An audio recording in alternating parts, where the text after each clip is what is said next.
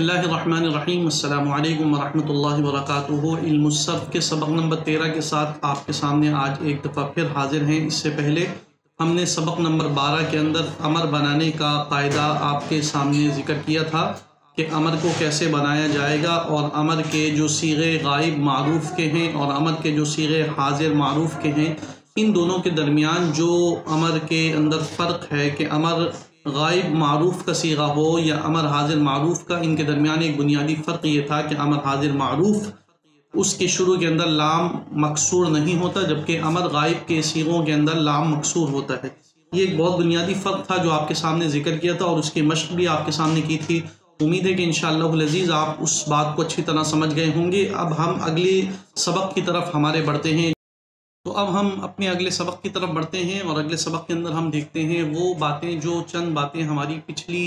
Class کے اندر ذکر کرنے سے رہ گئی تھیں، ہم نے دانستہ ان کو ذکر نہیں کیا تھا۔ تو آئیے اسکرین کی طرف چلتے ہیں اور آ کر ہم دیکھتے ہیں۔ یہ ہم اپنی اسکرین پر موجود ہیں، اور ہماری آخری گزشتہ سبق کی جو بات تھی، اگر حرف علت ہو تو اس کو گرا دو، جیسے تدعو سے ادعو اور ترمی سے ارمی۔ اس کے آگے جو فائدہ نمبر 1 ہے، کہہ رہے ہیں امر میں نون جمع مؤنث باقی رہتا ہے اور نون اعرابی گرا دیا جاتا ہے۔ چنانچہ آپ دیکھیے کہ امر کے اندر جو ہے وہ ہم نے افعل، افعلا، افعلو، افعلی، افعلا، افعلنا، یہ جو افعلنا کے آخر میں نون جمع مؤنث ہے یہ باقی رہتا ہے۔ اور آپ کو یاد آ رہا ہوگا کہ یہ نون جمع مؤنث جو ہے لام تاکید بانون ثقیلہ یا لام تاکید بانون خفیفہ کے اندر بھی موجود رہتا ہے، چونکہ یہ نون اعرابی نہیں ہوتا۔ نون اعرابی جو 8 صیغوں کے اندر ہوتا ہے، اس کا معاملہ یہ ہے کہ جب وہ آگے کسی چیز کے ساتھ ملتا ہے تو وہ نون اعرابی گرا دیا جاتا ہے، لیکن یہاں معاملہ الگ ہے۔ تو فائدہ نمبر 1 ہمارا یہ تھا کہ امر میں نون جمع مؤنث باقی رہتا ہے اور نون اعرابی گرا دیا جاتا ہے۔ فائدہ نمبر 2، نون ثقیلہ و خفیفہ جس طرح مضارع میں آتا ہے امر میں بھی آتا ہے، لیکن اس میں لام تاکید نہیں لگایا جاتا۔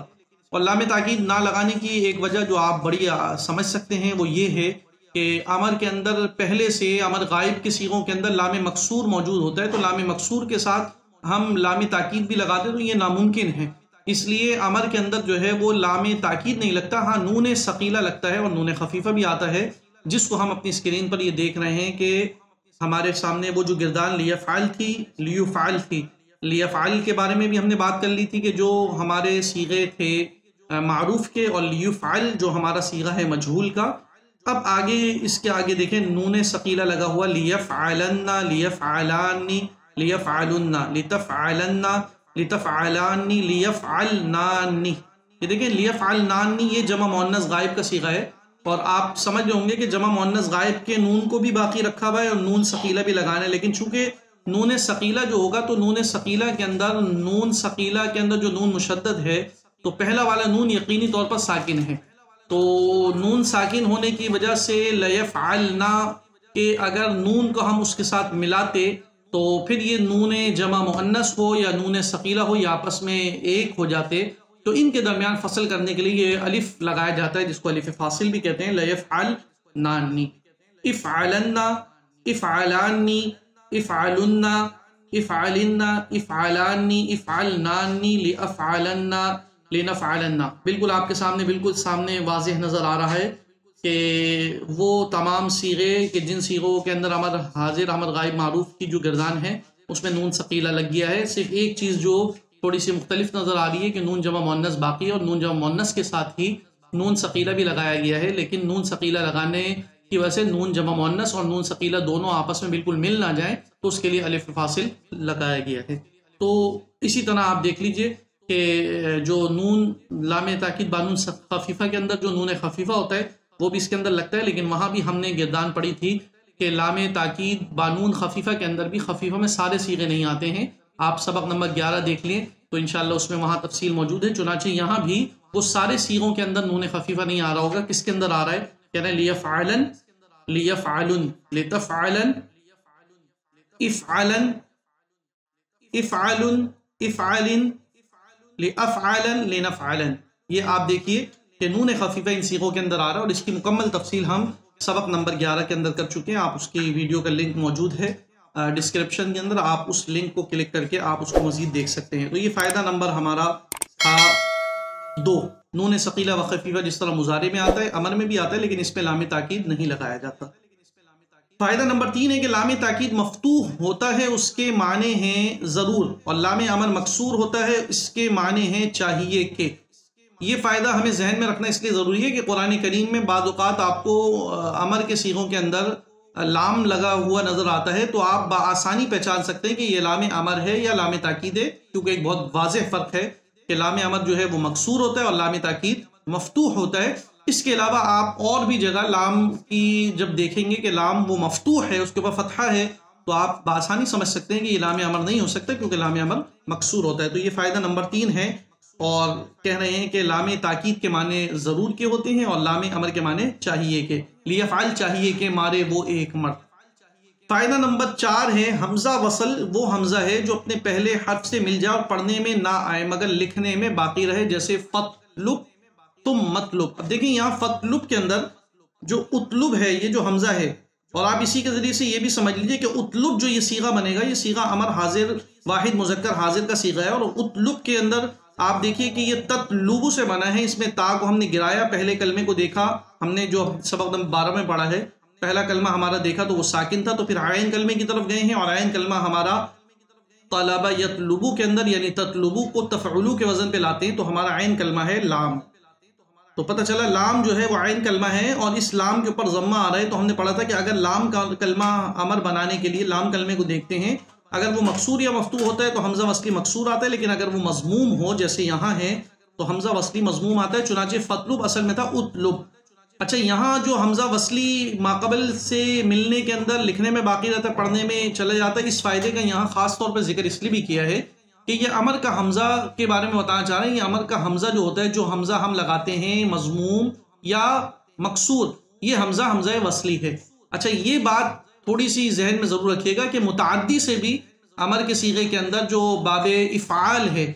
اکرم یکرم اکرام، اس سے جو امر آتا ہے اکرم، اس کے شروع میں جو حمزہ ہے وہ حمزہ قطعی ہے، وہ حمزہ وصلی نہیں ہے۔ تو اگر مثال کے طور پہ وہاں اگر لگ جاتا ہے فا تو فاکرم پڑھیں گے، نہ کہ اکرم۔ لیکن یہاں ایسی تمام مثالوں کے اندر اگر فتلب کی جگہ فنصر ہوتا، ثم منصر ہوتا، یا فضرب ثم مضرب ہوتا، یا ففتح ثم مفتح ہوتا، تو ہر ایک کے اندر ایسا ہوتا کہ وہ حمزہ وصلی لکھنے میں تو آ رہا ہوتا لیکن پڑھنے کے اندر وہ حمزہ وصلی موجود نہیں ہوتا، اسی لیے خاص طور پہ یہاں فائدہ نمبر 4 کا تذکرہ کیا ہے۔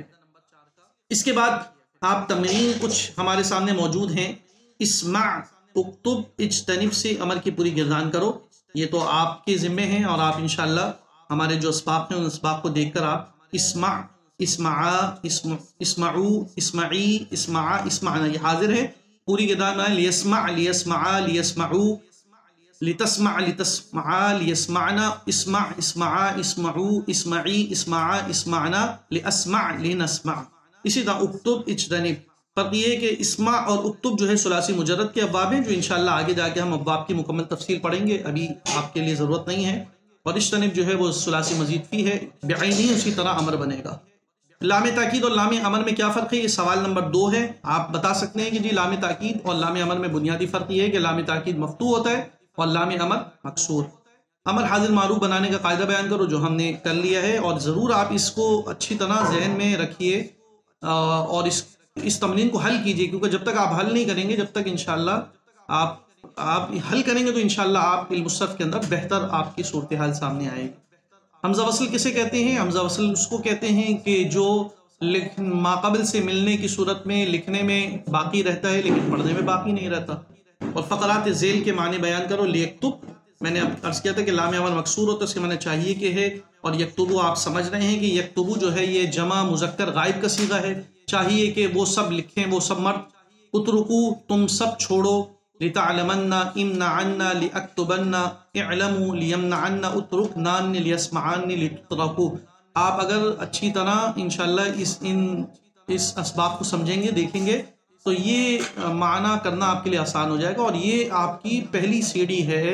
قرآن کریم کے عربی زبان کو سیکھنے کے لیے۔ اس لیے آپ اس کو کسی بھی طور پر لاپرواہی میں نہ لیں، بلکہ اس کو باقاعدہ طور پر اگر آپ کے پاس کاپی موجود ہے تو کاپی کے اندر یہ آپ نوٹ کریں، اور نوٹ کرنے کے بعد جو آپ کے پچھلے اسباق ہیں ان اسباق کی روشنی میں آپ انشاءاللہ ان کو حل کریں، تو انشاءاللہ العزیز آپ آہستہ آہستہ، یہ پہلے قدم کے بعد آپ آہستہ آہستہ انشاءاللہ بہت بہتر طریقے سے انشاءاللہ عربی سمجھنے بھی لگیں گے، اور انشاءاللہ لکھنے کی بھی آپ کے اندر صلاحیت پیدا ہو جائے گی۔ اس لیے تمرین کو ہرگز آپ معمولی نہ سمجھیں۔ اس کے بعد جو ہے وہ کہہ رہے ہیں